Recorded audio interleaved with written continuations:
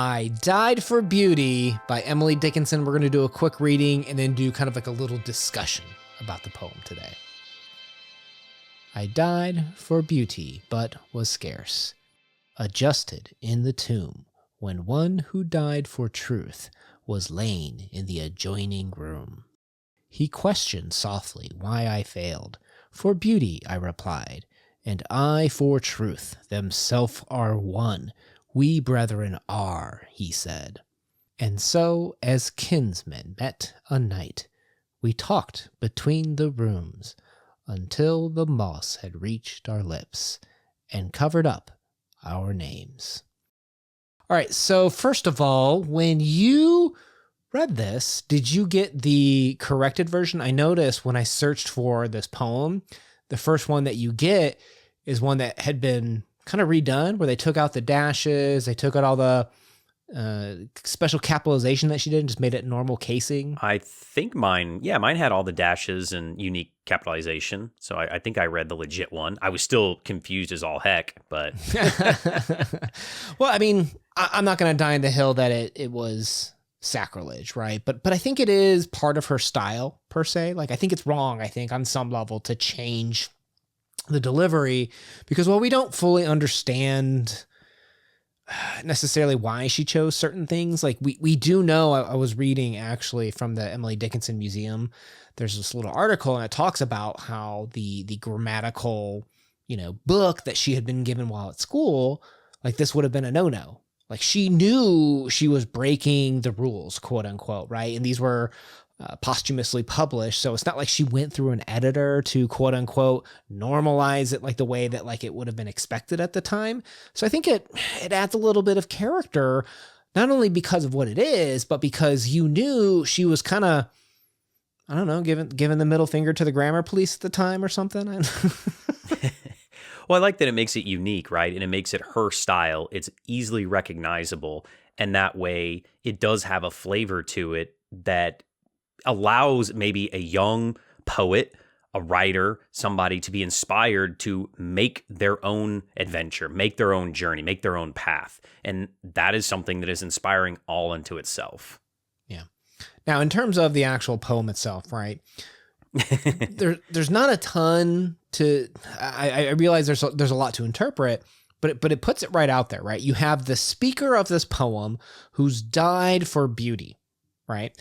And it's like in this adjoining room, there's a male. It says he said, "Oh, I died for truth. We are brethren." Like it's very clear that these are two people who have died for a cause, right? Now, I think you knew going into this was Emily Dickinson, right? So maybe this is kind of an unfair question, but who did you view the speaker as? I didn't view it as her. Or is that what you're asking? Did I think the speaker was Emily? Yeah, because some people, sometimes I go to that. I might have a little bit with this poem, but I was trying to figure out, like, who are these people? Like, are these metaphors? Like, just tell me more about, like, what your reaction was to the speaker and who she was talking to. I'll be honest, the first read through, no clue. Then I listened to it on YouTube. Then I came back and read it several more times, because it only takes 90 seconds. Eventually, my brain went that the narrator was some guy, and for some reason, my brain kind of conjured that maybe they're in a hospital, and they're like adjoining rooms or something, or maybe it's one room, and there's two beds or something. I don't know. It felt like maybe a morgue, that there are two dead bodies next to each other, one man, one woman. That's kind of what I conjured in my head. It says tomb, right? So I took them as buried, right? And being adjoining, it's like, okay, I guess I did the same thing. The first pass through, I was like thinking that they knew each other. I almost thought it was like husband and wife at first, or maybe siblings, because if you're buried next to someone, a lot of times you're buried next to loved ones, right? Whether it be your wife, whether it be your family, if you have like a family plot type of situation.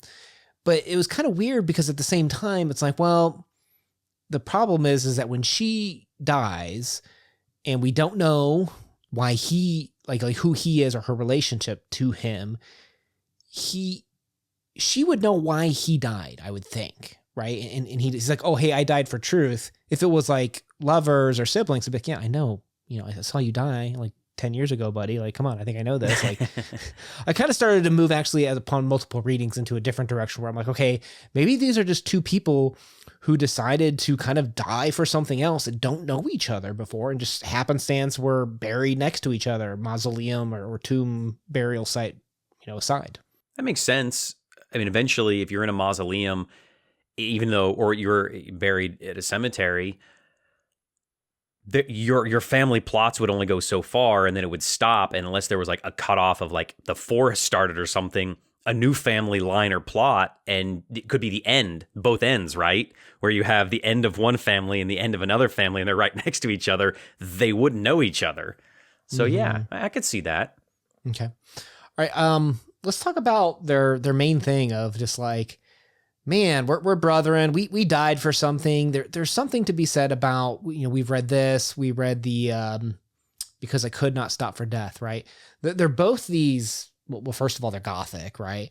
But they're also these reflections upon your life after it's over. Like we've talked before, once you die, we legitimately don't know exactly what happens when you die, right? There are belief systems about the eternal life and afterlife, being reborn. There's people that believe your body just goes into the earth and is nutrients, and is recycled, right? But what I like about Emily Dickinson's writing is she is able to kind of like judge her past through death, I guess, in a sense, where she's like, okay, I died for truth. I died for beauty. And these are great things, right? Like it's part of like, I guess, kind of like that Christian ideal too, of like being a martyr for something. But at the same time, there's also, go ahead. No, go ahead. No, go ahead. Go ahead. I was gonna say, but at the same time, they end up in the same place, right? Like it kind of makes you question, like there's things that like are so important to you in the moment. And then you reflect later, like, why did I do that? Like maybe that wasn't the best idea. And here you have two people who died for something else, for beauty and for truth, whatever that means to you, only for them both to be ending up in the same spot with moss covering their lips and almost anonymous, right? Like there's no names given to it. Like it's like we died for something bigger than us. That brings a lot of thoughts. One, death is the great equalizer, always. And does dying for something mean anything to the dead? It means something for the living, because they carry on the legacy, but does it mean anything for the dead? Because they're in the same place, as you said. They both died for something that is unique, truth and beauty. Do those things matter? Would these two still be together had they died, quote, for nothing? If it was a senseless death? I don't know. Do these two think that is what defines their life then? Is their death? Does martyrdom give meaning to something? Because we've talked before that when you make a decision, you're not an island in the world for the most part. Like, don't get me wrong, there's hermits, and Emily was a hermit, right? Oh yeah. But a lot of times the decisions that you make, like it impacts families, loved ones, stuff like that. What connects us? And maybe it's these ideas, maybe it's these values between our society that connects us. And what does it mean to die for those values? That you put this connectivity tissue between humans, and you put that as more important than the human itself, but it's what allows us to connect to each other. It kind of makes me question like how, like, idealism and how important is that as opposed to individualism in some regards. Well, it comes down to communication, right? These two corpses, spiritually, whatever you believe in, are communicating with one another. And I think that's important. We can communicate in life and we can communicate in death. That's actually a good point that they're communicating in death too. I hadn't thought about that. Even though they're, like you said, kind of like the same in some regards. Now when I say the same, I guess we need to explore that truth, because there's some mixing of the words here on purpose, right? I died for truth. I died for beauty. Well, aren't they the same, right? We're brethren, right? Is this an argument that that they're kind of the same thing, like two sides of the same coin? Ooh, that's a good question. Two sides of the same coin, beauty and truth. I think I would disagree with that because both of those ideals are very subjective. Beauty is in the eye of the beholder. And what is truth? One person's truth is another person's lie. But it's not like they're mutually exclusive. I do think there's an overlap, right? Where maybe either there's an overlap, like kind of like concentric circles, or maybe one's a subset of the other. Because I kind of ask myself, can something be beautiful but a lie? Right? Like think about the Matrix. Like if this world that I think is reality is bliss, why would I want to understand what the truth is? I guess, again, it comes down to your perspective, or do you want the truth is a very key component, because ignorance is bliss. And if you can enjoy that, if you're only deluding yourself and not trying to convince others, again, more power to you, right? I think there's something to be said about that. If you know it's a lie, can you ever really accept it to actually be beautiful? You almost are using it to cover up, in the same way that sometimes when things are painful or traumatic, we find things to distract ourselves, right? Addictions, alcoholism, escapism in some sense, pleasure to give you like that dopamine hit. But deep underneath, there's pain that might not be being addressed per se, right? And I think that's one of the things, that the truth isn't always beautiful, but if it's beautiful, it kind of has to be true, is probably true, I think, for me, for 95% of the situation. I'm sure there's some exceptions to the rule, but to me, they're not two sides of the same coin, but they're subsets of each other. I think that's human nature, right? We have these ideals of what we want, our acceptance of beauty. We also have like that internal drive. We want to seek truth. I want to seek truth. You want to seek truth.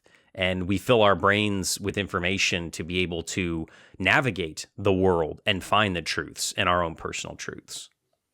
So the hard question is then, if we're all seeking truth, is fighting for that idealistic element more important than the pleasure in the moment? Because I think most people live in the lotus eater pleasure moment than facing the truth sometimes. And I think that's kind of what's interesting about this poem, because these two were willing to be martyrs for an ideal. And they thought that was beautiful. They thought that was important, worth giving their lives over, to the point where now the ideal is what's getting pushed on, because they're anonymous, right? Like moss has covered up their grave, covered up their names. Nobody knows them, but like what they were fighting for, beauty or truth, like that lives on. Does it though? If nobody remembers your name, are you still living on? No, they're not. Well, I mean, I guess they're kind of talking in some regard, but they're not living on. They're anonymous, but the ideas, what they fought for, lives on, and they gave up their lives for like that martyrdom, like the purpose of the idea more so than themselves becoming famous.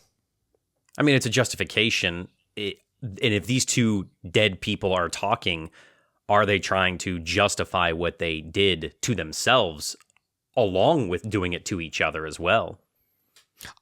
I think I would, right? Like, hey, of course you would. Nobody remembers me. In vain. Nobody remembers me, but yeah, that beauty, I saved it, right? Like, wouldn't you naturally want to think that like what you died for was a good cause? Like, totally, they're gonna like have, oh crap! Now I'm kind of contradicting myself where it's a lie. Right? Like I did that one good thing.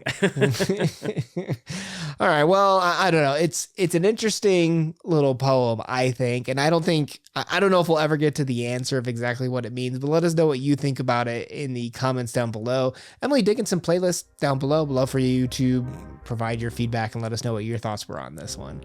My name's been Una. Thank you for spending time with us. Peace. Peace.